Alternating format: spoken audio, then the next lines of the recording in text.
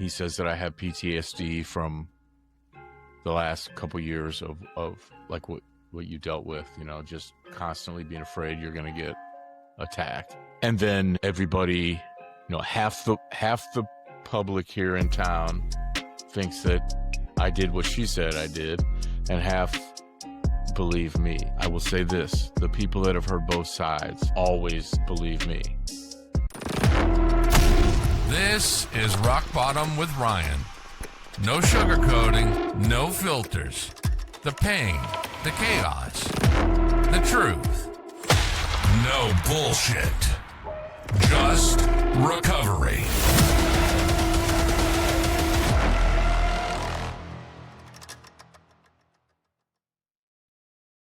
Sober Strong apparel isn't just lifestyle wear, it's battle gear.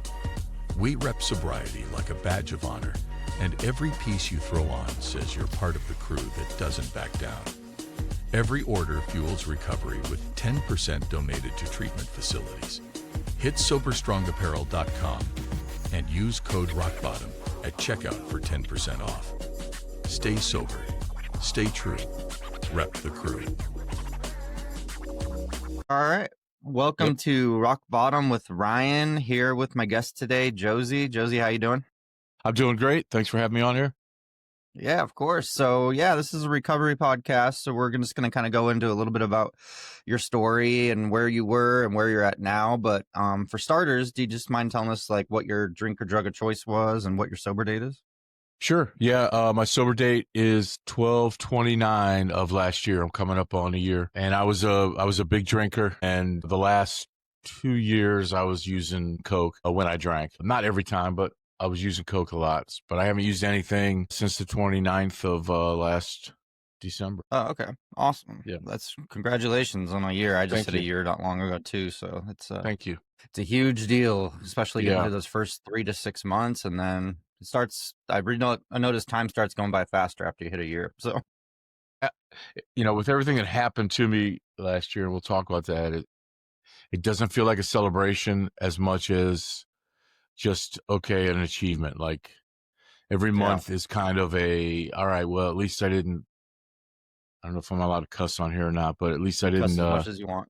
okay. At least I didn't fuck up this month, and, that kind of stuff.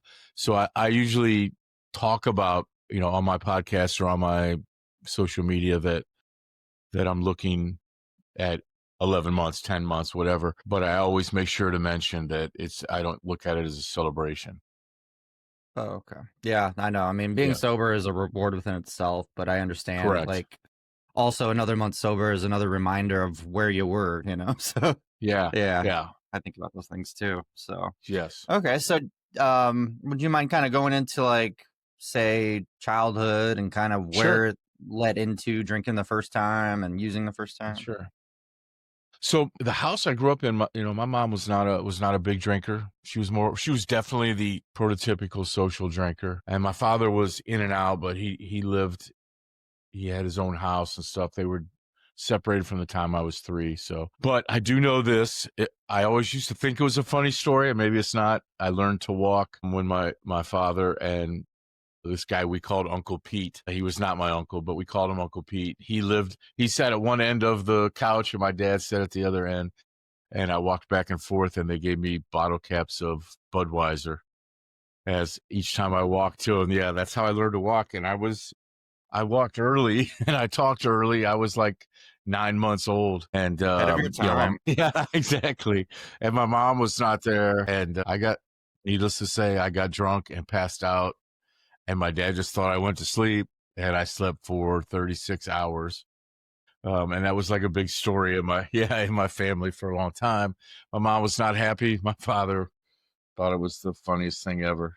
But so you could basically drink before you walked. Yeah, For exactly. me, I skied before I could walk, apparently. So Were you a big skier? Yeah, I grew up in a winter sports family. My dad was a big ski rep and stuff, so I was on snowboard and skis by the time I could barely even stand. So it was well, that's awesome. Yeah. One of my best friends used to be a snowboarder. I don't know if he was pro or he was doing it before it became like huge, but he had like sponsors and stuff, but that was years ago. Yeah, that's cool. I did it competitively for a while, and then I think once I was 18, I kind of stopped. I mean, I slowed down a little bit once I didn't have the Mhm. pressure at home or whatever. But it's fun though. Yeah. It's still fun. How So are your yeah, knees? so my knees are fine. I still go running every day and all that. Okay. So knees are Awesome. fine. My dad's knees aren't so good. So Yeah, awesome. Yeah, so I didn't really drink a lot. I mean, I didn't mess around as a kid. It wasn't one of those things. I wasn't, my parents weren't like giving me booze or anything like that. And then where I grew up, when you hit about 13, everybody was kind of drinking beers and smoking weed. I never got into smoking. I smoked a little weed, but I remember I drank beer one day. The first time I really drank a beer, I drank it and went to school and got sick at school. Chugged a couple beers really, before school, and yeah. So that was like every time, right off the rip, every time I would get hammered or something, I would end up in trouble. So I drank all through high school, just like everybody around here, around in Ohio, all the kids were drinking back then. And then I went into the Marine Corps, and so it kind of obviously it progressed. I got serious then to where I would drink until 2 o'clock in the morning, get up at 5 o'clock, and go run 5 miles with the Marines. And yeah, thanks for your and service, by the way. That is great. thank you, thank you. Yeah, very proud of the Marine Corps. And then trouble started around then. I got a DUI on base. They weren't super like I didn't get really punished. I didn't get busted in rank or anything like that. I just wasn't allowed to drive for a while, and I went overseas a few times. I used to say I got arrested in uh, 7 countries or 11 countries. I don't remember. I've been arrested or detained for alcohol related, instances all over the world. Norway, Panama, Mexico, Canada, and then a bunch of different states in the United States. But um, then when I was 23, I guess, I was home on leave from the Marines and I got into a car wreck driving home from the bars and I killed a guy. Wow. And yeah, I went to prison for 4 years. And when I got out, then I didn't drink for a while, but it wasn't something that I was very good at fighting. I went to Did you AA. I did all that. I had a friend who had the same thing happen to him, but he walked Hmm. away from the accident and got 5 years. Hmm. Was it similar to that, or um did I you didn't walk get away? hurt. Or I didn't get hurt. A buddy of mine that was in the car was hurt. The driver of another car was the guy that I killed. Um, yeah, they gave me a year and a half to 4 years in prison, or to five, a year and a half to five, and I did 4 while I was in there. And then after that, it was more of a under control drinking for a while.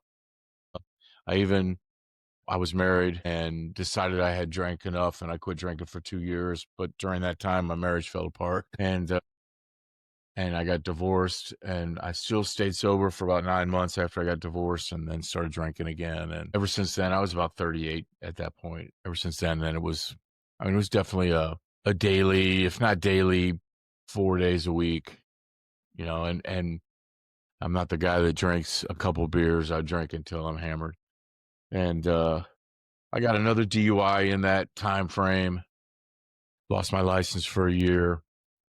Um, and then this last 4 years, I was married to this girl who's younger than me, and man, I was in love with her. Still in love with her, and she had issues, severe insecurity, severe anxiety, and it weighed on both of us. It weighed on both of us, and now being sober, you probably know this, that I've done a lot of reading and a lot of researching. I'm really trying to learn about my disease and about my problem, and I've also tried to learn about her problems so that I can be better equipped in the future if I date somebody that has some of those issues. And I took on a lot of it, and I let her get away with things and break boundaries that I wouldn't have let any other person or woman in my life do before, because I loved her so much and loved me so much.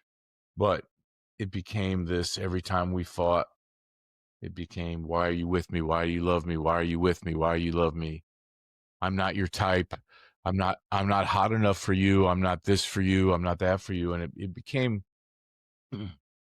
yeah, I mean, it became a problem in our relationship. And then instead of trying to understand it, and I was drunk or I was high, we were doing a lot of coke, and I was either drunk or high, half my life during this time Yeah. frame. And so I wasn't thinking, what can I do to help her? I And was it like, does get well, shit. exhausting having to give Yeah. validation on a constant basis, and And, when you're I'm going not through your talking, own issues. yeah. And I'm not talking about just like every couple days. These were fights we Constant. had almost every night. Yeah. And it would be like, okay, I got to go to work, babe. I'm going to go to bed. And I would go lay in my bed and I would get a book out and try and exit the conversation. And she would stand at the end of the bed and just scream and yell. And, and now I realize that she needed me to do certain things that I wasn't doing. And instead of trying to even do these things, I was just, this is not my problem. It's not my fault that you're anxious. It's not my fault that you're this insecure. I don't do anything. I'm not with any other women. I don't want to be with any other women. It became, like you said, exhausting. And then at some point, you know, assault started happening. I don't want to talk about it too much because I still got some legal things going on, but it wasn't me. I never assaulted or attacked her, but I was constantly under attack. And I would always say, hey, you got to stop. The next day I would message her, you got to stop. You can't do this. I can't live like this. You can't live like this. Somebody's going to get in trouble. Somebody's going to get hurt. And it just built. And like the week before Christmas, I was really attacked. And then on the 28th, the same thing happened. And I defended myself by just like a shove. Get off of me. Yeah. Get off of me. I mean, I was hit until I had a black eye. I was threatened with knives that night. It was terrible. But I'm the one that got arrested, of course. And she called the cops later.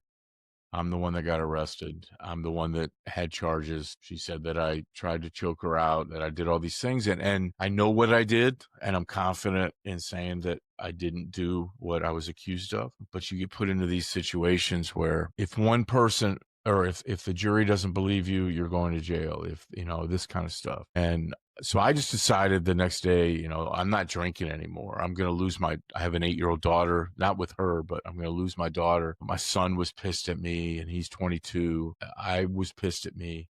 I'd lost my wife. We haven't talked one time since then. We haven't even said goodbye. And so I just decided I was going to get sober. And so, I talk about this on my show. I came home the day I was in jail for a week. And when I got out of jail, I made a list. I'm a list maker. And I sat down and I made a list and I said, I need to do these things to survive this. And I said, I need to get sober and I need to go to therapy and I need to go to rehab. And I went to a intensive outpatient program here in town, which was the right choice. I didn't lose my job through all of this. So had I gone to rehab and been gone for a month or so, who knows if I would have had that job when I came back. It's a sales job. So, they're kind of funny about that kind of stuff, but they stuck by me through all of this as long as they could. And so I went to this outpatient and it was just awesome. The people there were great. I'm still in the relapse prevention program there. She said, Madison said, I'm the longest running member they've ever had. I've been almost a year. I've been going there. Wow. I go to AA, but I'm not a big AA guy. But I go on Sundays more just for the camaraderie and to talk to people that are going through what I'm going through. And I've kind of formed my own way of doing things. I call it the 5 S's, and it's my path to survival, and it's sobriety and it's spirituality and strength and conditioning, self-care. I meditate often, and then songwriting. I'm a musician and I write songs. I've written 90 songs this year. But songwriting is more just about creativity. It can be anything, just something that releases stuff out of you that you have a way to exit. It can be journaling. It could be doing pottery. It could be, you're a singer and you just sing. It could be whatever. But for me, it's songwriting or writing my podcast, that kind of stuff. And those are the reasons that I'm still where I am. I lost 40 pounds. I got into shape for the first time in a long time. I feel better. I look better. I'm not happy yet. I haven't hit the stage Understandable. where I haven't hit that stage just when I thought everything was over. I had pled guilty to some stuff because I didn't want to take a chance of going to jail, so I pled guilty. And I can't talk about what happened, but something happened and everything is now reopened. So I don't know what's going to happen with that. So now I'm back to ground zero. Ah, So I have I'm about another sorry. 9 months of dealing with that stuff. Yeah. As far as the relationship you were in, which I'm sure you considered, as far as you still love her, but there was probably a toxic relationship. I was in something pretty similar where I was having black eyes, getting my glasses broken, every other week or whatever. And it's like I Hmm. never really did anything in defense, and the Yeah. times I tried to like slightly defend myself, it felt like it backfired. But the last time I saw this person, she was getting taken away in handcuffs, not because I called the police, but because neighbors witnessed it. So it's Yeah. Well, and had I been smart, and when I walked in the house the day of the incident, so I would avoid these incidents. I would either leave the room or try to leave the room. Usually I'd get shoved into something or whatever. I would try to leave the room. And on this particular night, I the only way out was to break for the door. And I broke for the door and I got shoved into the door. And then I went outside for, 10 minutes. And when I came back in, my mind was made up that she had my keys and my phone. I couldn't leave. I'm either going to get my keys and my phone or I'm going to call the cops. Well, I couldn't call the cops because she had my phone and she wouldn't give it to me. And she wouldn't give me my keys because I'd been drinking. And that's when everything kind of fell apart. And she attacked me like 5 times before she called the cops and said that I had beat her up. So when they showed up, they arrested me. I think the hardest part is I still love her. I'm still madly in love with her. And I know now from research that that's trauma bond.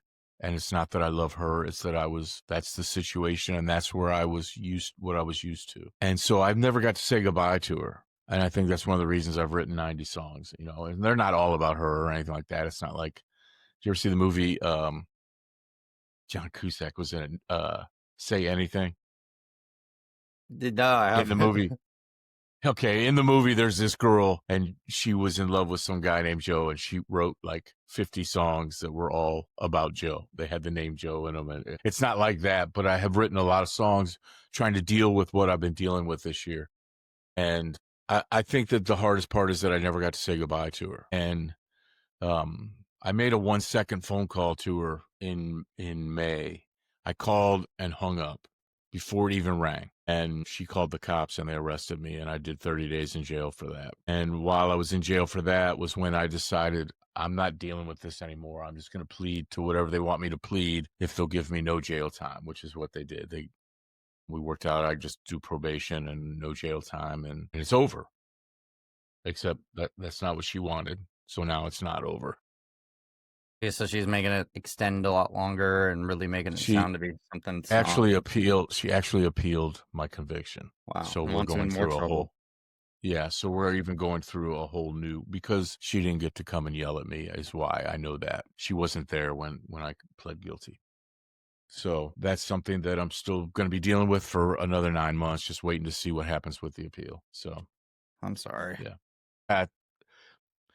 The good thing is when I did the plea deal, I mean, as of right now, I'm convicted and I'm on probation. Nothing has changed. We have to wait for the appeal to go through. But when this happened, my daughter's mom opened up about things and let me start seeing my daughter on a regular basis again. It had been strained the first 6 months because my ex actually called my daughter's mom during the fight.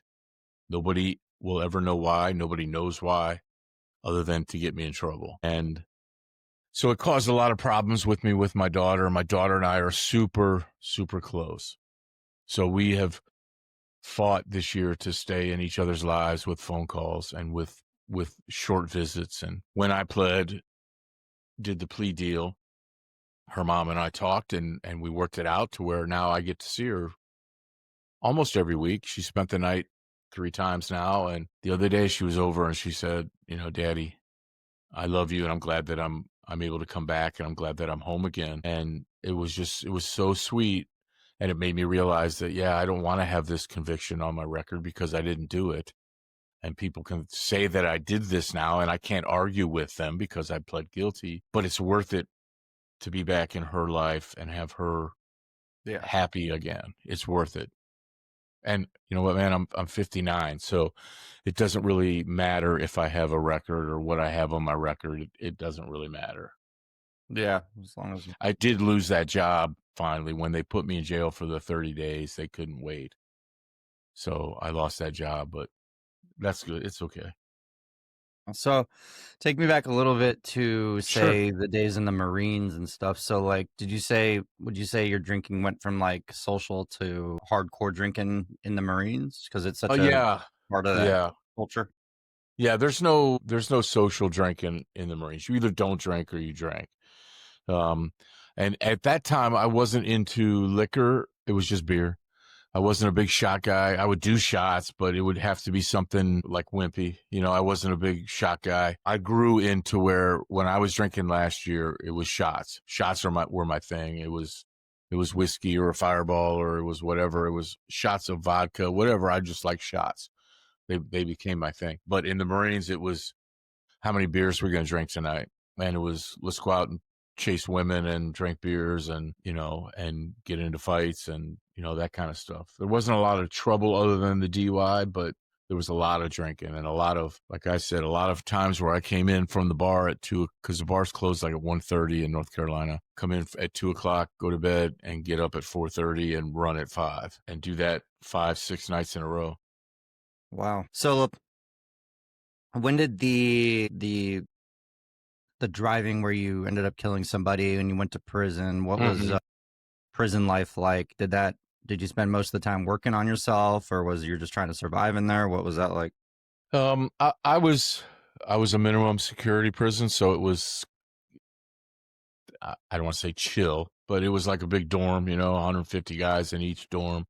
I mean, I went to AA the whole time I was in there, but I don't know that I bought into it. I mean, I did all the steps, I did all the stuff. It's hard to buy into it when really you're not drinking because you can't drink. But we actually snuck booze in there a couple times. But yeah, I mean, jail life was pretty much similar to the Marines. You wake up at a certain time, you do stuff, you go have a job, you go do that. We were able to play, like in the summer we played ball. I'm a baseball guy, and we played softball or baseball every day. It was a minimum prison, so we could just go out and kind of do whatever. We had leagues, we had all that kind of stuff. I played basketball, football, did all that stuff. I was in really good shape then from being in the Marines, and I worked out the whole time that I was in there. And it was probably one of the best shape I've ever been in. That was the first time I really lifted weights.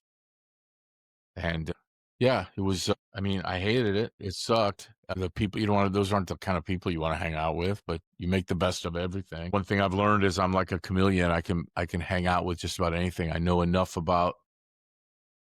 little bit about everything. And so Yeah. I could sit and talk and hang out with, just like you mentioned snowboarding. I know a guy that was a snowboarder. I mean, I got a little bit of, at my age, I've been around enough that I know. So I just made myself survive. There was no schooling when I was there. They weren't big on offering a lot of schooling, or else I would have done that.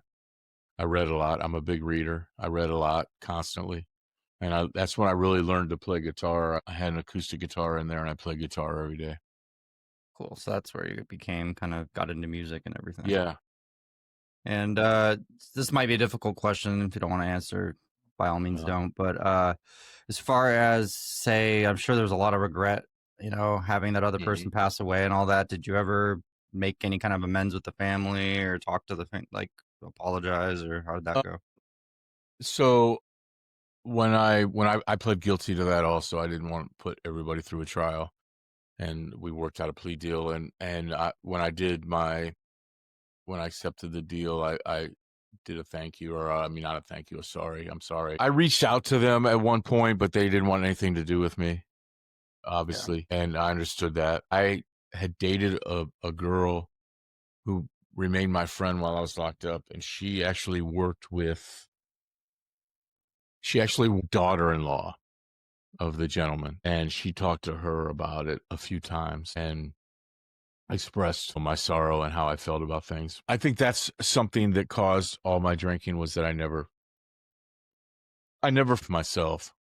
I said that I did.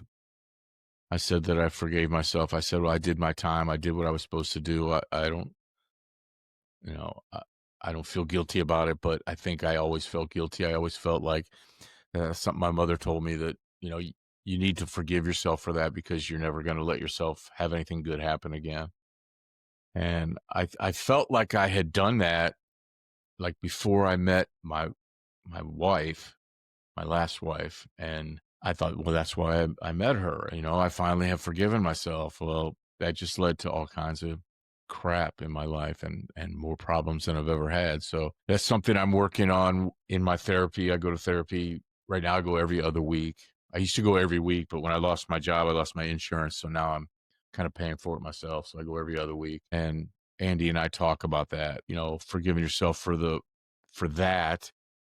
He says that I have PTSD from the last couple years of like what you dealt with, just constantly being afraid you're going to get attacked. And then everybody, half the public here in town thinks that I did what she said I did, and half believe me. I will say this, the people that have heard both sides always believe me. When they hear my side of things, they know that they knew that there had to be more than it because they've known me forever, and I'm not like a violent dude. I don't fight in bars anymore or any of that kind of stuff. And they know, my son talked to my wife before he talked to me and was pissed off. And when I got out, him and I went to lunch and we talked about it. And when I told him my side of things, Yeah. he was There are like, two sides to every story. he said, that's not even anything like what she said. And I said, well, it is exactly like what she said, but you reverse it. Instead of saying I walked in the house and punched her in the face, what happened was I walked in the house and got punched in the face, and it's exactly, her side is exactly right. It's just backwards. Yeah. So Sorry. Yeah. Nah, dude, I dealt with the same aftermath with a couple of my toxic relationships. So it was like some of the things they were saying, I'm like, wait till you hear my side and then maybe you'll understand where I was in the situation. And it's like, and you have to just kind of X out anybody that hasn't heard your side and has made up their mind. Yeah. And that's something I've talked about on my podcast a couple times and talked about in some of my shorts or stuff. You might not know my side of the story, so you don't know the whole side.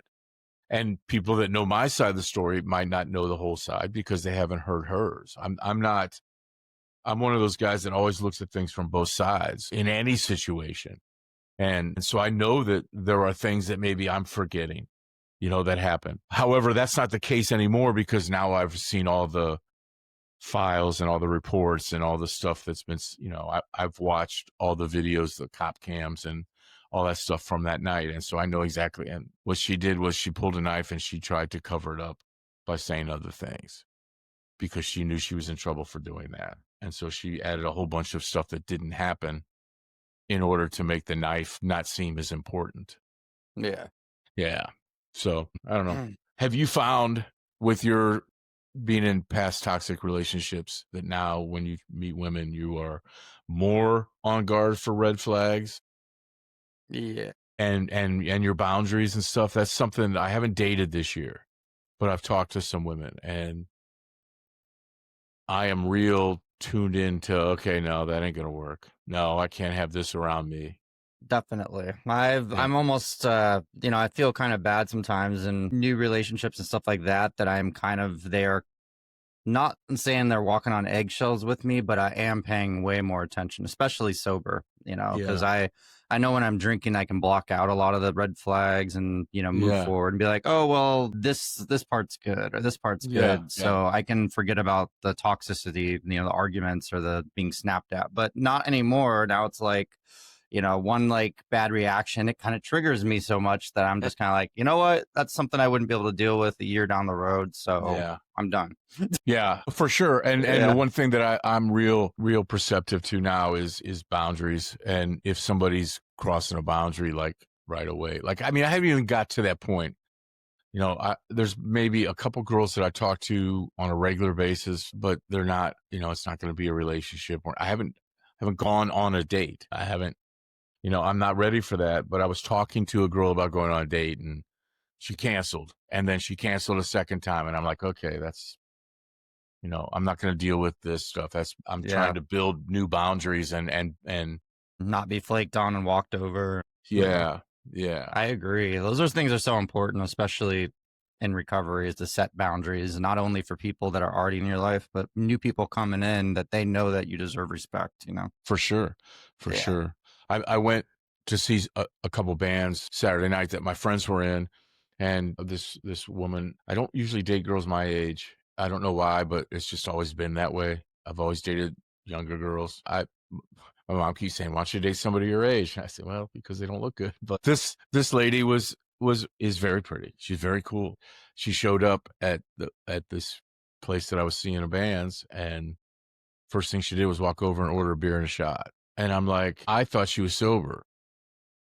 Oh, okay. She probably said that to give the impression that she was. Well, what it turns out is she used to be like on pills or whatever, and she was sober from all that stuff.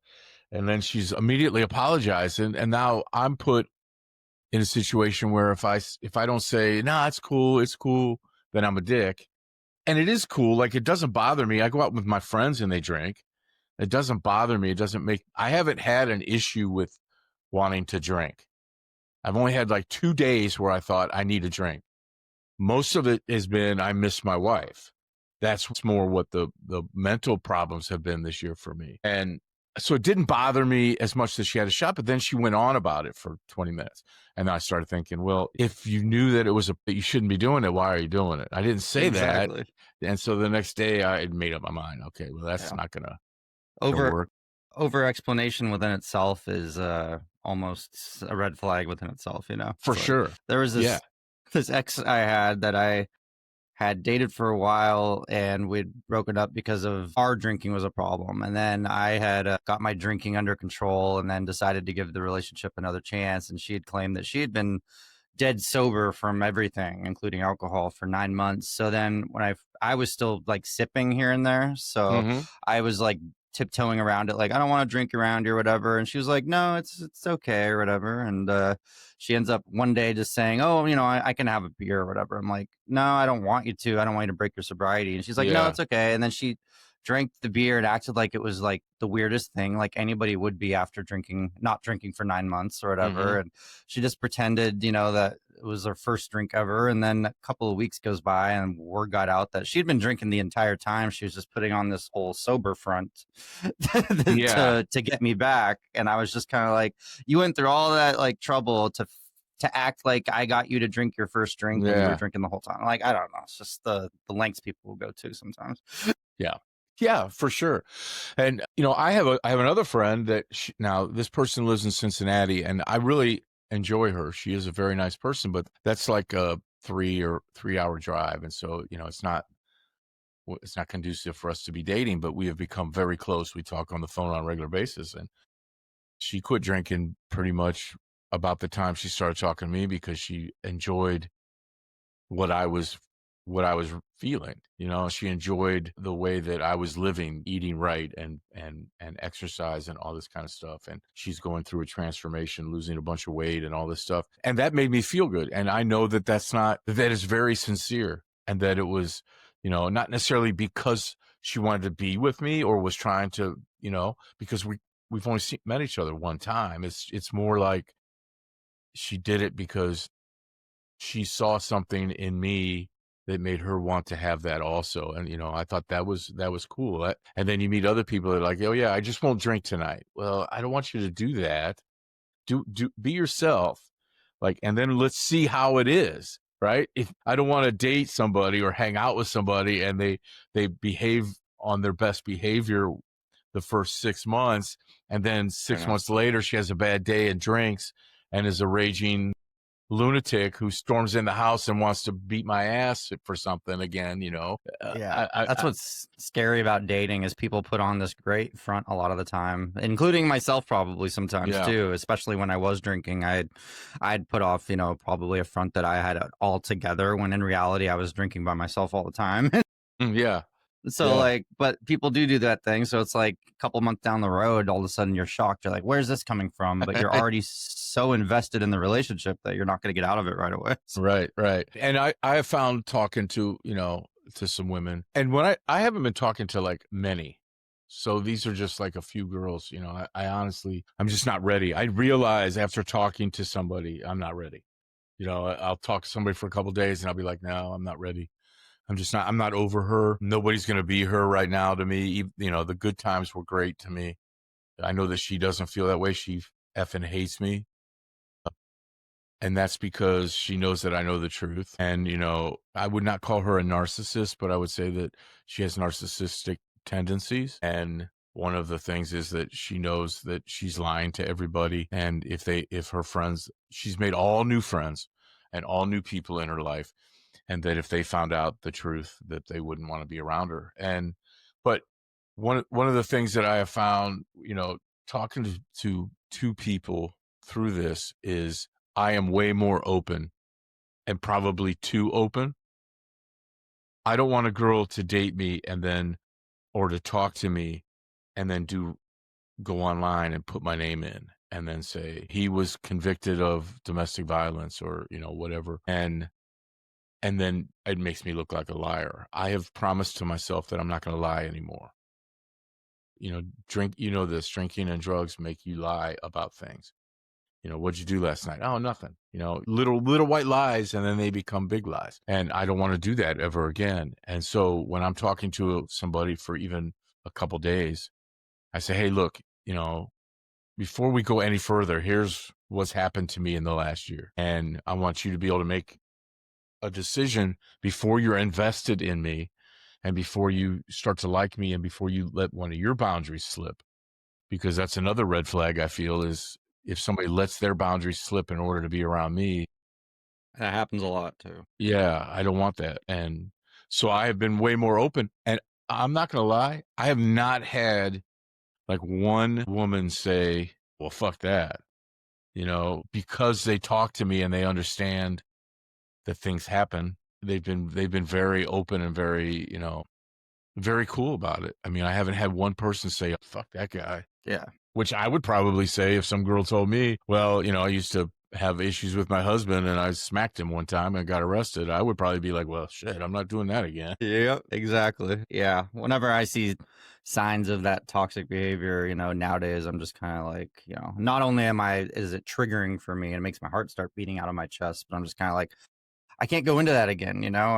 Even if it happens just once in the first few months, I'm just like, if you're doing it once, it's probably going to happen down the road. It's For probably sure. only the beginning.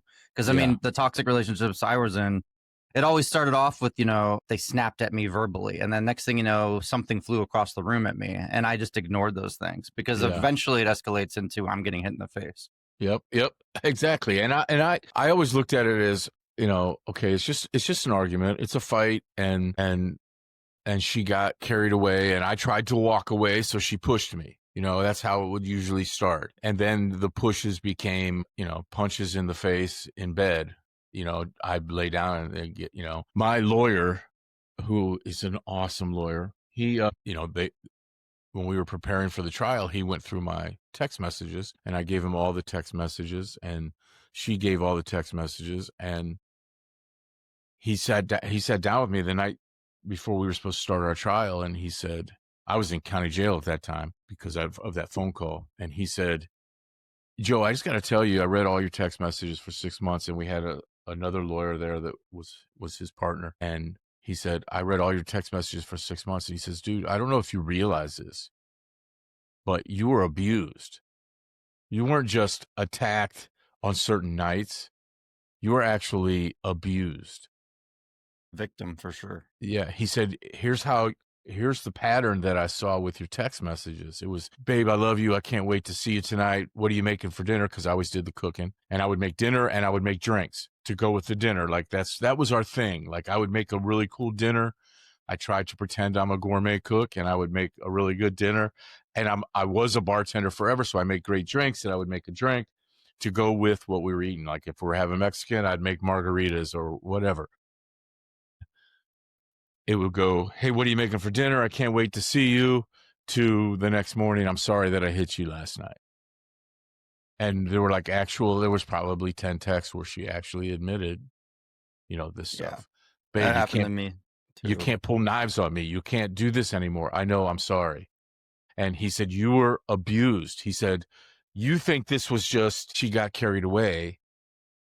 You were abused until the point where finally you had no choice but to defend yourself, protect yourself. And then she called the cops. He said, if you would have called the cops first that night, you wouldn't be in this situation. I said, I didn't have my fucking phone. She wouldn't give me my phone.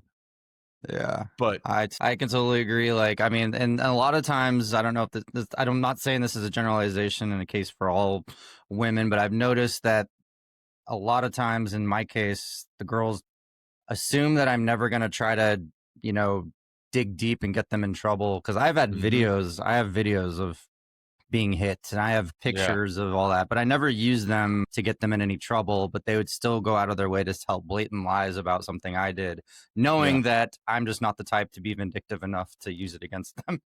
And I would say that all the time. I would say, babe, you know, I'm not going to touch you. Like I would try and be sweet when I would talk to her, but firm. And I would say, you know, I'm not going to hurt you. I would never hurt you. I don't want to have to call the police, but it's getting to where I'm scared that I'm going to have to do something. And she was admitting it to our friends, and our friends were going to go to the trial and admit that, you know, and tell them that she had done this. She admitted it. And she admitted it to a buddy of mine one night, and he said, look, you got to quit fucking putting hands on him because he's going to grab you and fling you off of him one night, and then he's going to get in trouble. And that's exactly what, you know, Yeah. what happened. And, you know, and me, I'm just like, well, no, it's okay, because the rest of the time she's awesome. She's sweet. But you give her 3 drinks. It's all it takes is 3 Yeah. drinks. Yeah. And her whole, now I found out through all of this that that's because the medicine she was on fucked her up whenever she drank. And she wasn't taking her medicine. She was taking stuff for antipsychotic medicine. I don't even know what they were. My lawyer knows what they were, but I don't. And she was supposed to be taking it, wasn't taking it, was taking it back and forth, would just not take it one day because she was drinking. Then she was taking all this sleeping medicine, and it was affecting her. And I feel bad because I should have known. I should have looked into this. And I guess my boundaries were, I'm going to look like this, you know. Horse with You're blinders on. Yeah, you're beautiful and you're nice and you treat me well when you're sober. I'm going to ignore everything that happens out here. And, you know, and it's just, I get you it. know, what's funny, Ryan, is you and I have never talked before right now. And I didn't know that you were dealing with the same stuff that I'm dealing with. One of the episodes I want to do in the future, I'm going to have, that would be one I have you on for, is to For talk sure. about this stuff, because men are afraid to admit that we're getting attacked. I don't like to say abused, even though that's what it is. It wasn't like Yeah. I was getting beat up to the point where I'm laying in a puddle of blood, you know, or anything like that. Yeah. She's 5 foot nothing and weighs 100 and nothing. And Yeah. it wasn't like, you know, until she started grabbing knives, it wasn't something I had to be afraid of. But it, like you said, it starts triggering you to where you think, oh shit, here we go again. I gotta get out of here. Where's my exit? Where's my exit path? Can I make it Yeah. to this door? Can I make it to this door over here? Sometimes Like I even was, scared to close your eyes to go to sleep, you know? oh, It's because you, I was attacked in bed several times. I yeah, mean, same. several times. The medicine she took would mess her up, and she would wake up and smack me in the middle of the night. And it wasn't because she was, you know, it was just her, whatever the drugs were doing to her mind, you know. And then we would be partying, and yeah, it was bad. I mean, I was sitting when we were together. There was a couch here. I have like a bar that I use for my podcast and stuff now. I was sitting exactly where I'm sitting right now, and there's 2 ways to go. Yeah. 2 ways to go. I can go that way and go to my bedroom, or I can go that way and get out of the house. I had to sit there and think about which way's the way to go where I'm going to less chance of getting attacked. And that's no way to live. And just because I'm a guy and because I'm 6 foot tall and weigh 200 pounds, that doesn't mean that I deserve to live like that. No, not in paranoia. No. And in constant fear of, am I going to get smacked? Even if it doesn't, it hurts. Every time you get hit, it doesn't feel good. And, you know, there's more guys that have dealt with what you and I dealt with than we think. I talked to a guy who was going to help True. me get podcasting gigs until I found out he wanted like $5,000 a month or some shit. But he was going to, and he had been through a similar thing, and he had been, attacked on a regular basis. And it's odd that when you tell somebody that, how many people open up and say, yeah, I went through the same thing. And especially guys like us who were big drinkers. Yeah, I know. Because then Which that means their means how wife. much will, yeah. No, go ahead. How much would we have put up with if we weren't drinking, and how much did the Right. drinking cause can have us contribute to the problem? It was just Yeah. like, so at the same time, it's like, I feel like the victim in a lot of ways because I got my ass beat 99.9% of the time, but I'm like always trying to question what I was doing because I was drinking. So I'm like, well, did I deserve it? Yeah. So many thoughts go through your head because of the drink. And no matter what, you don't deserve it. But there were times, I mean, half the time that we fought, I'd probably made some smart ass comment because, 3 to 5 drinks is where I get kind of silly and goofy. Maybe she didn't catch that I was just joking around or, whatever. And I know one night I said something and made a joke and walked away. Whew! Chased me into the other room like, what the fuck are you talking about? And I'm like, well, babe, I'm just, and that's when I said, are you taking your meds? And she said, no, I'm not taking them anymore. And that's about 3 weeks before all this happened. Yeah. You don't realize, what you cause when you're drinking and what you put up with when you're drinking that you wouldn't put up with normally.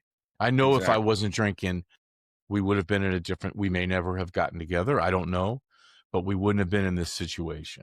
I wouldn't have put myself in this situation to where I have to explain myself to people. No, makes sense. So yeah, no, we definitely have to elaborate on this topic on another episode on your show or my show because I could go on forever about it. Yeah, for sure. And I'm sure you're like me and you're researching, why did I let this happen and how many men are there out there? I have found that it can be up to like between 1 and 9 guys in relationships, and I mean that's too many. Let me say this and then we can change the subject or do whatever, but if the roles were reversed and for 18 months I'd been smacking her every time we got drunk, and then one night I smacked her and she defended herself and I got hurt, she would be a hero. Yeah. For defending herself, right? Yeah. Yeah. But because I did it and I'm 6'2" and I'm tattooed and at the time I had real long hair, and I just looked like that white dude on every cops episode ever that night, and I'm cussing at the cops. Why are you arresting me? She's the one who did this, that kind of stuff. If it had been reversed, they would have, and they would not have drug her out of there. They would have probably still tried to find a way to arrest me. Yeah, that's so true. That's so true. I mean, even the times where one of my exes was arrested on 2 different occasions for being reported by neighbors or ongoing people that saw it. I mean, it could have happened multiple times. Both times I stood up and put my hands behind my back because I just assumed I was going to jail. Yeah. But since I was the only one with marks on me, of course, she went. So I guess the justice was served, which it isn't in a lot of cases. The unfortunate part is when I pushed her, she hit her head and had a cut. So, and my black eye didn't turn black until I was in the county jail that night. Like when I took my mugshot, my left eye is just like swollen and black, but on the cop cam, it was just kind of red. It wasn't. And I showed them my hands. I had no marks on my hands. I had nothing. Nothing.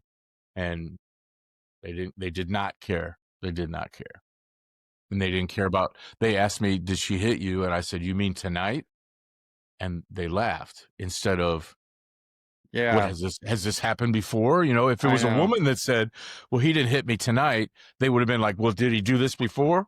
And then God, you'd be crucified. Yeah. It's crazy. And I do not want to sound like I feel like I'm the victim because like we just said, we put ourselves in that situation by drinking and by doing drugs and by not living a good life.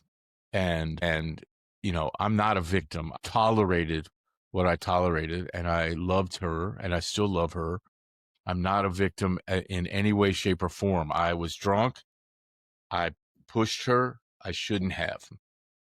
So I don't want anybody thinking, oh, he's just trying to, I'm not defending myself. I'm just clearly stating what happened and being honest, you know. Yeah.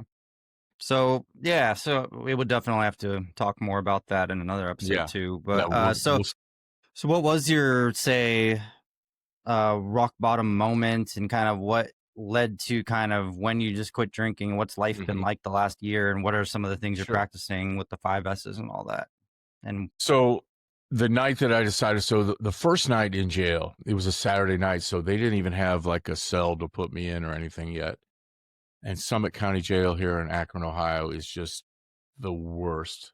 I mean, I was in prison, and prison was better than this. And not that it's like it's rough or it's tough, it's just dirty and it's gray and depressing. it's depressing.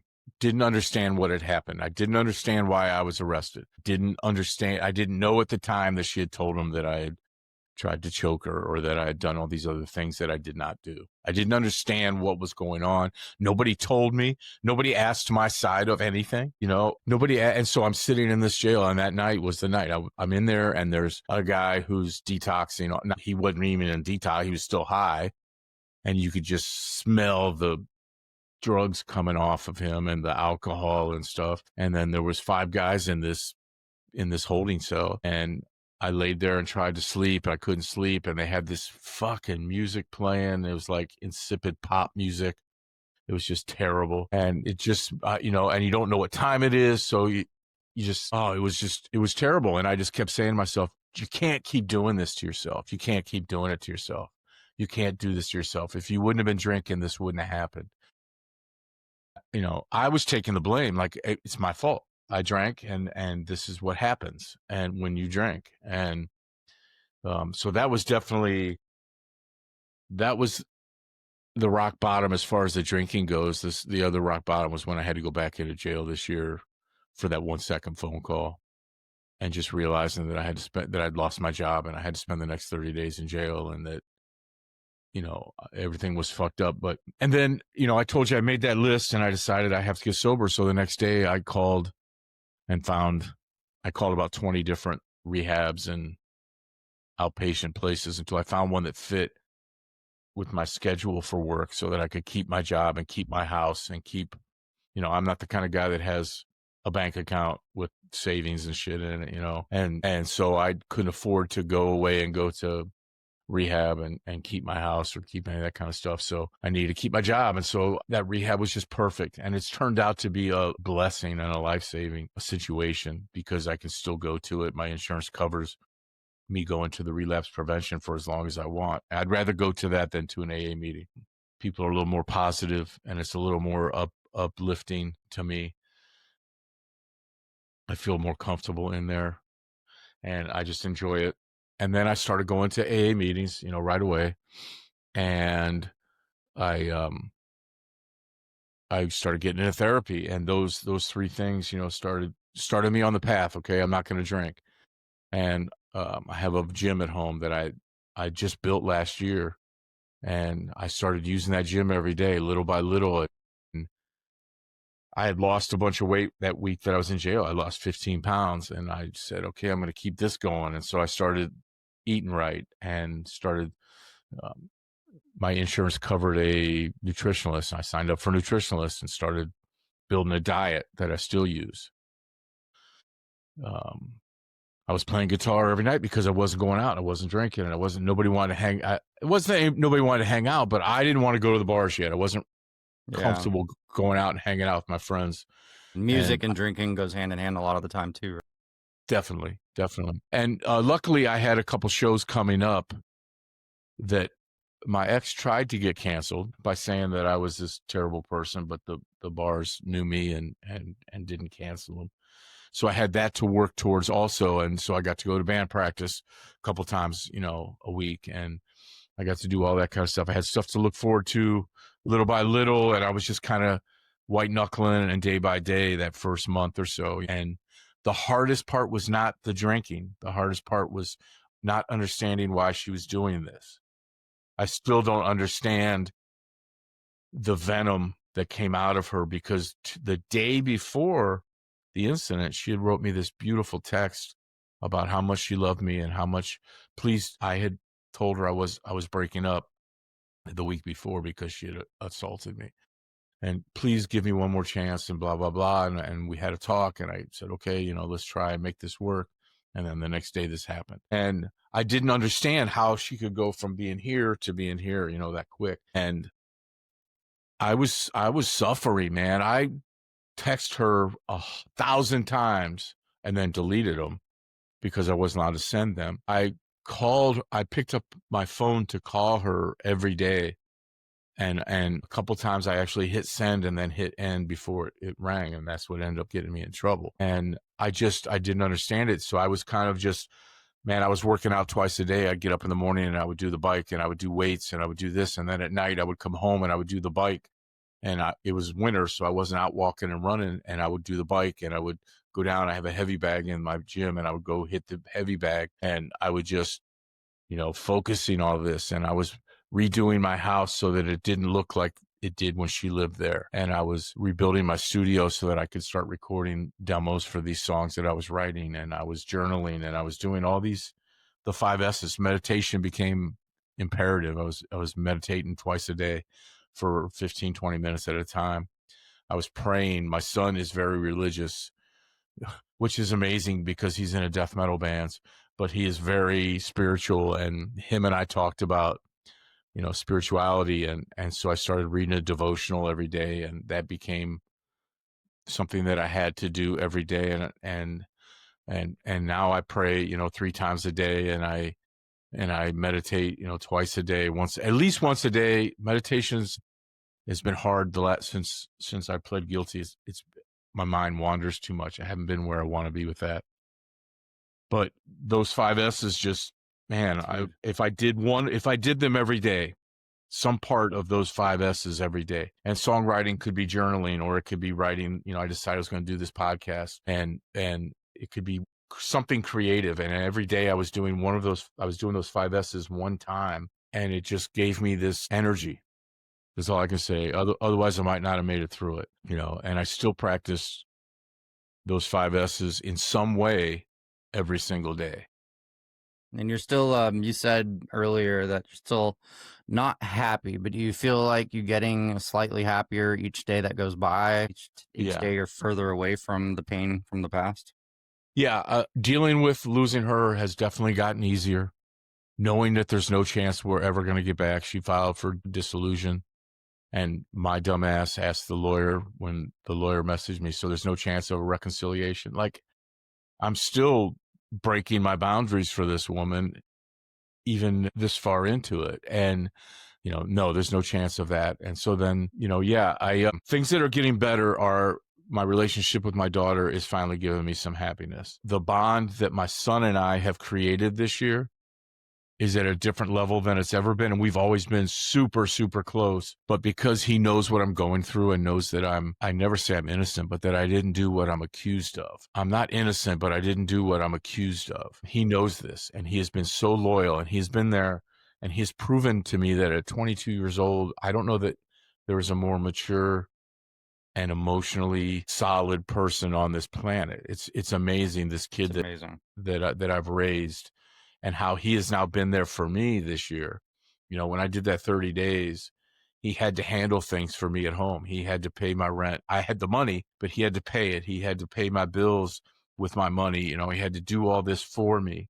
He handled everything that he could handle for me. So our relationship is closer. It sucks right now. He's on the road. He's in a touring bands, and he's been out on the road for 40 days, and I miss him, but I get to talk to him every day still through text or phone calls. So there is happiness there. My bands are at a level where we're playing the best we've ever played. I'm singing, but I'm not a great singer, but I'm singing better than I've ever sang. The songs I'm writing are amazing.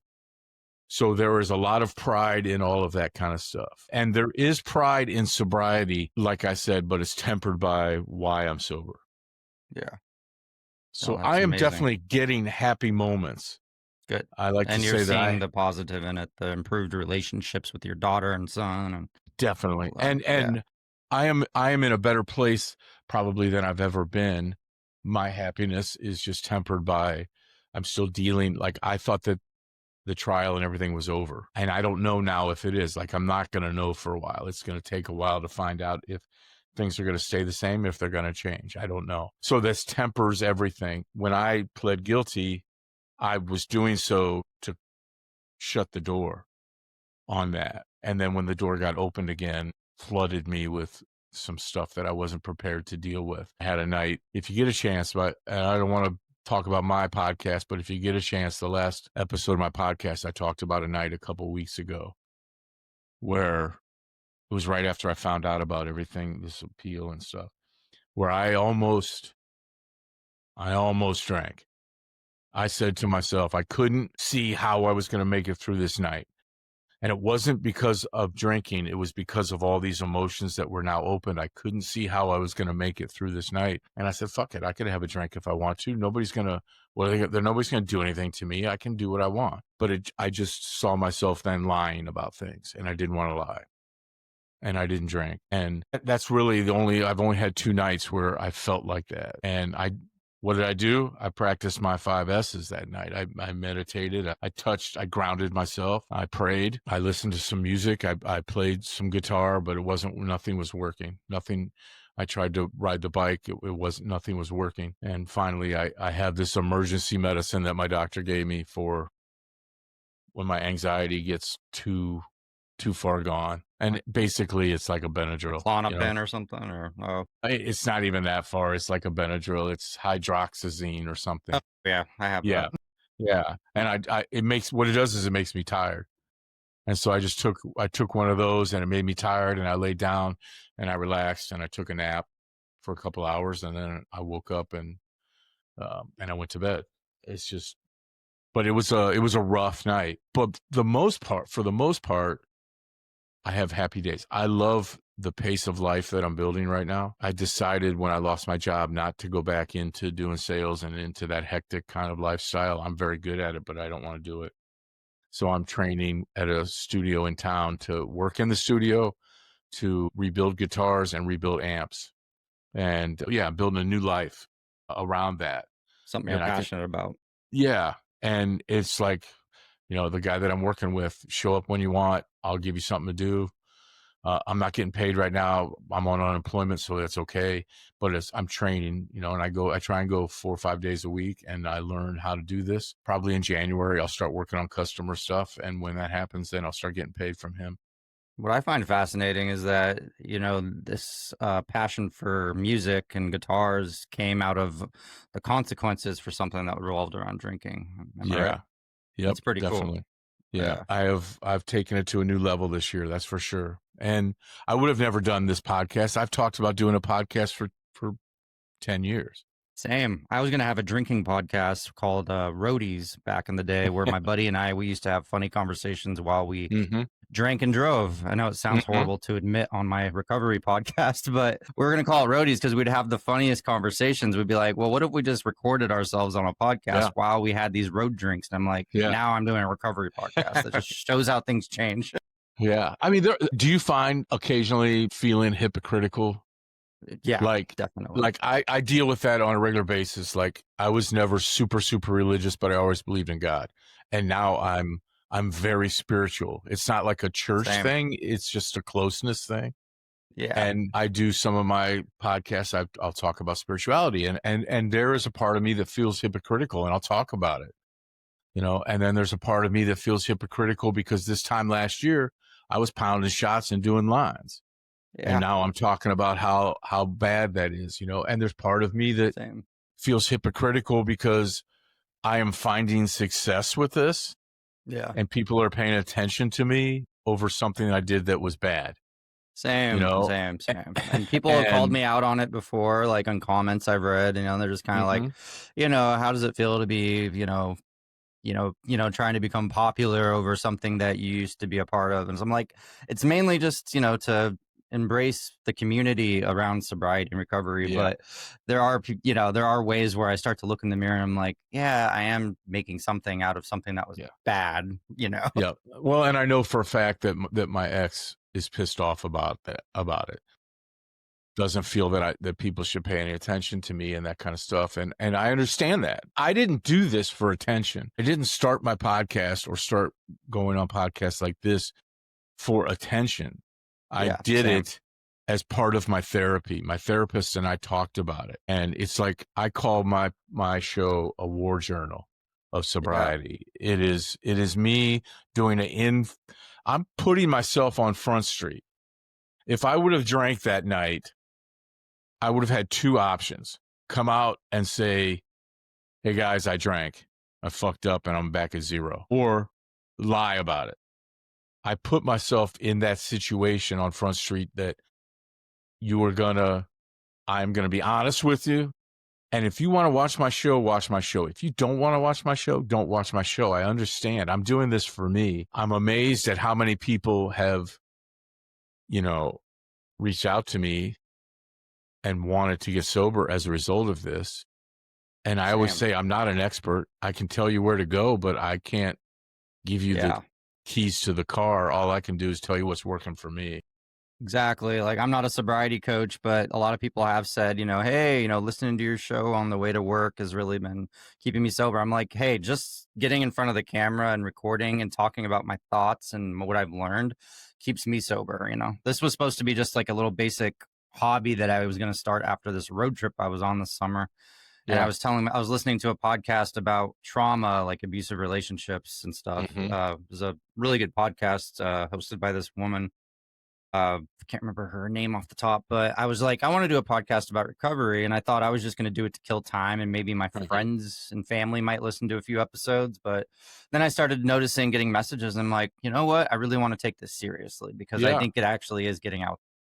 Yeah, it is, whether we realize it. The numbers might not always be what we want them to be because, ego kicks in, and ego's not a great thing to have in sobriety, but it's a part of life. It happens, you want it to get better. I have really worked hard to study the craft of podcasting because I like sitting here talking about stuff. Like my sobriety podcast will continue probably forever as long as I'm sober, but I have other plans for other podcasts now because I realize that I kind of have a knack for it and I like doing the work. I like creating it and writing it. And I like creating I do everything on mine. Probably like you do. I do it all myself. I do all the editing, I cut all the clips in. I use Opus clips, but I do all the social media and all that kind of stuff to do that. I like doing it. And I didn't do it to get famous. I didn't think anybody other than my friends would watch. And to be honest, there was a part of me that thought, okay, I can't tell my wife that I still love her.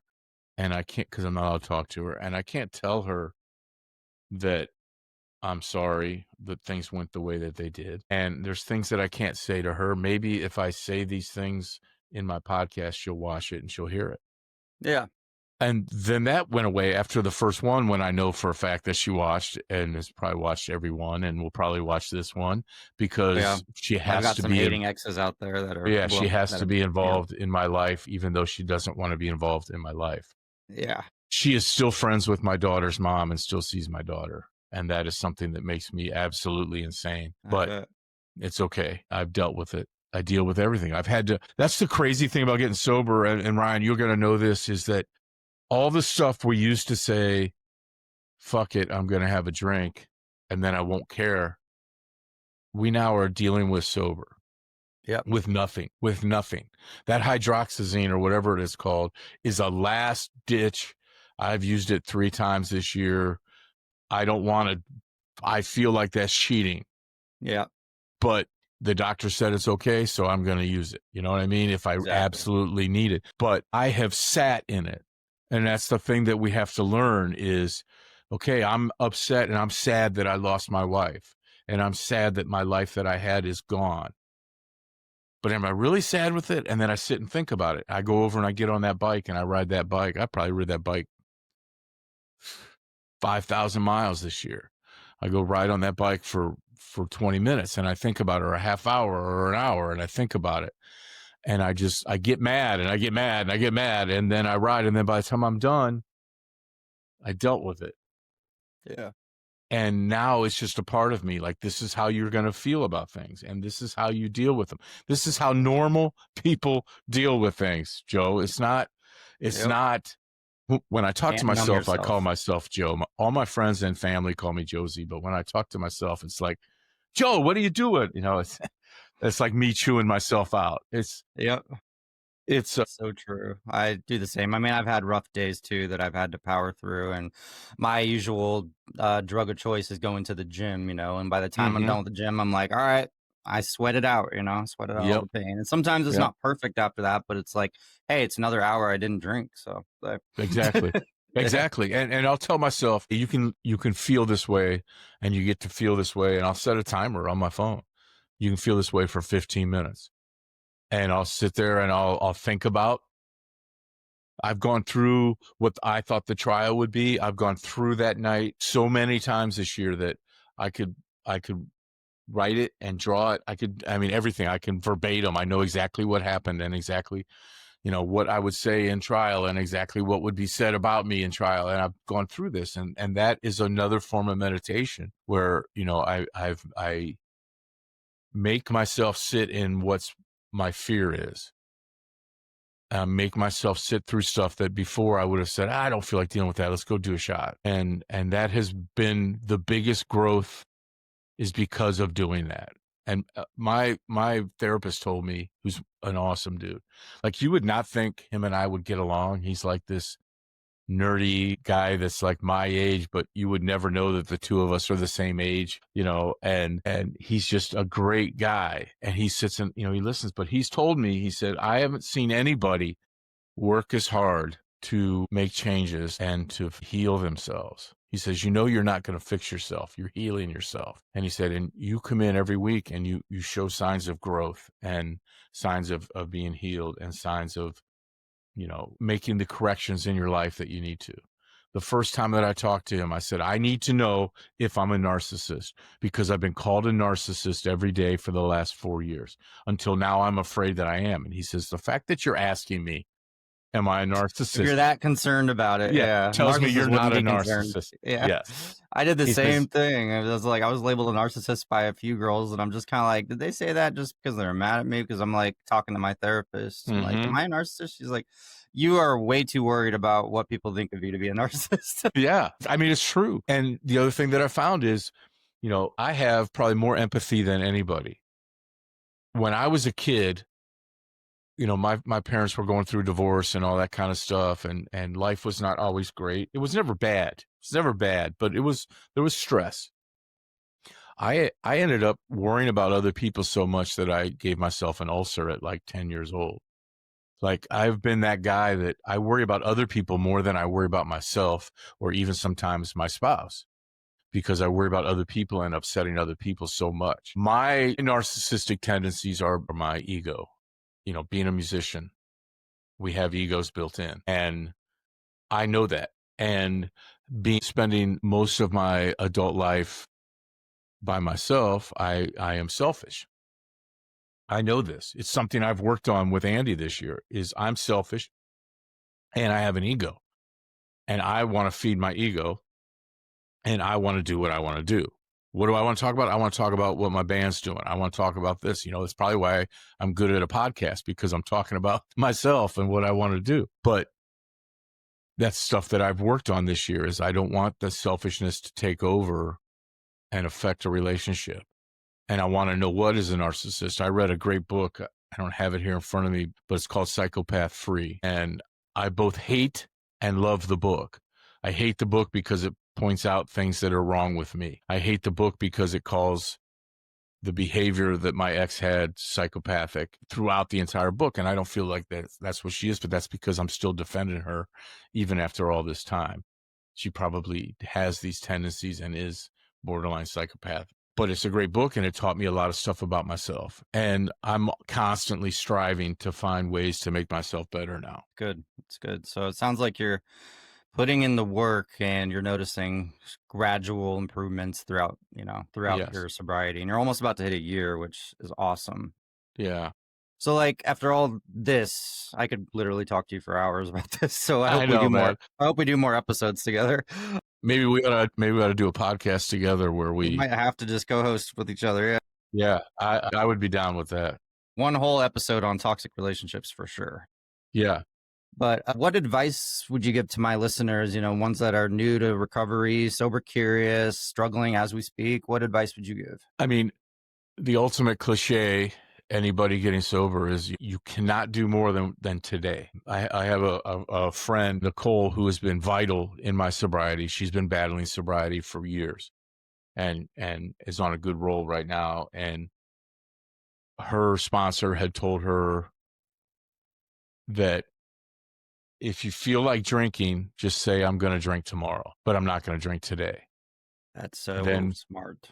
yeah. And then when you wake up, if you still feel those feelings, then you say, okay, well, let's think about it today and I'll drink tomorrow. And you keep pushing it down the road. And then all of a Yeah. sudden you've got several days under it. And then I think the other thing that I would offer is you have to find some kind of clear path or program. Whatever your path or program is may be different. I am not one of those people that says AA is the only way you're going to get sober, but AA is a great way to get sober. People get sober that way. I am not the person that says you have to go to IOP like I did, or you have to go to rehab, but IOP changed my life. My 5S's, I feel, would work for just about anybody, because if you practice those 5 things, you're going to have a pretty good life. You're going to be eating right. You're going to be in good shape. We both know that the gym helps you tremendously. You're going to work out the problems you have through and be mindful through the self-care and meditation. You're going to be better when you pray. Praying is just another form of meditation and another form of feeling close to something else besides yourself. And you're putting, whether it's God or whether it's just the nature, you're putting your fears in their hands and letting them deal with it. You're not trying to strangle it into, this is what I need and this is how it has to happen. The hardest thing for me this year has been doing that, releasing control to somebody else, to God. In my case, it's God. So I feel like you have to have a set program, and whatever that is, there are smart recovery, there are Christian-based recovery programs, there are non-Christian based, non-religious based programs. There are lots of ways that you can do it, but I feel that you need a program, you need a goals, and you need to be like, this is what I'm working on when I have problems. Coping skills are the biggest thing, because when you start thinking about drinking, what are you going to do? I immediately wanted to touch something that was grounded and ground myself so I would quit having anxiety. You learn these coping skills in IOP or in different programs. And, in AA, you learn that I'm having a problem. Let me call my counselor. That's a coping skill. So to me, that's where a program gives you coping skills and ways to deal with it. Whereas before we would have just had a drink or done a line or taken a Yep. pill. Exactly. No, So I agree. yeah. So, no, I'm a big member of the AA program. I don't Mhm. follow everything, quote unquote, by the book like a lot of people do, step by step, but I do go to the meetings and they help me, just Yeah. going and having the community around me and the people that are like-minded. So I love that aspect. So That's I'm exactly actually, what I find with them.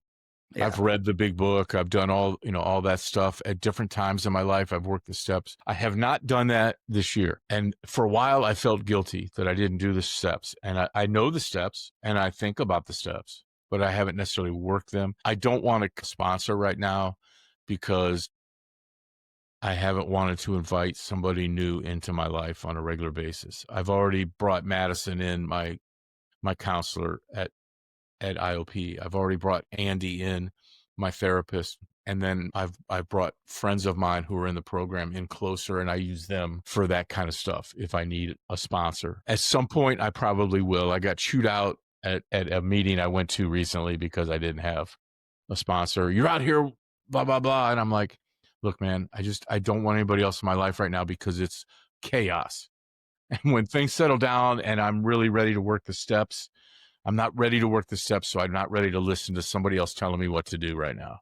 yeah, no, I So agree. I have a sponsor, but I kind of communicated with him when I got out of treatment and I've been sober ever since. I just said, hey, I was seeing you on a regular basis prior to my relapse. I just want to kind of do it my own way this time, but I'll still be going to meetings, but I will call you if I need you. And we just had an agreement, and we haven't had to see each other at all. And some people judge me about how I'm doing that, but some people are just kind of like, hey, I'm still sober and I'm better than I was before. So That's what matters is you're sober, and whatever's working for you. Your program can be your own program. I mean, my 5S's, nobody was doing that. I came up with that because I realized these are the 5 things I'm doing every day, and it's getting better. Like, I didn't sit down and say, these are the 5 things I'm going to do. I just sat there in February one day and I'm like, wow, every day I've worked out, every day I've written a song, every day I've prayed, every day I've meditated, and every day I've remained sober. And it seems like both of us, we might have kind of rebellious personalities. So when rules are enforced on us too much, our natural inkling is to do something different, Yeah. So that's how I definitely agree with, and there's just so many ways. You have to find what works for you. Yeah. And some people, the strictness of AA works for them. And some people don't need. I have a friend who doesn't go to meetings, doesn't do anything. He just talks to sober people and lives a sober life. And that works. And it works for him. And I don't judge him on that. And I think the old timers in AA, they judge us on whether you're doing it exactly the way they did it, because that's how they were told to do it. And I think that they're not always happy with that.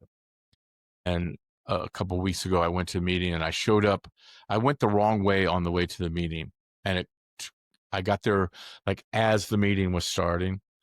And my friend Nicole was there, and I sat down, and we hadn't seen each other in a couple of weeks, and we said hi to each other. And all of a sudden, the topic that week was meeting etiquette. And I'm like, are you guys gearing this? Not talking for too long. Yeah, are you gearing that towards me? Because I show up and turn my phone off immediately.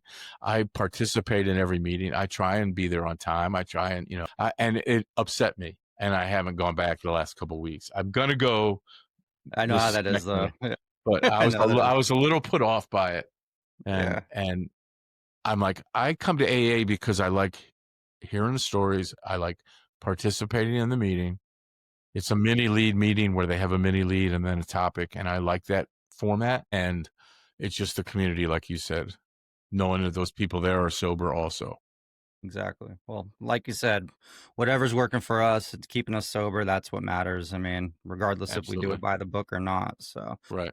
Awesome. Well, would you like to give a shout out to your podcast and where people can reach you and all that? Sure. Yeah, the podcast is called Louder Than My Demons. You can go to louderthanmydemons.com. It's the hub for everything, but I have a YouTube channel. I'm on Spotify, all the different podcast formats. And then LTMD podcast is for every social media. So if you do at LTMD podcast, you can find me on Facebook, on everything.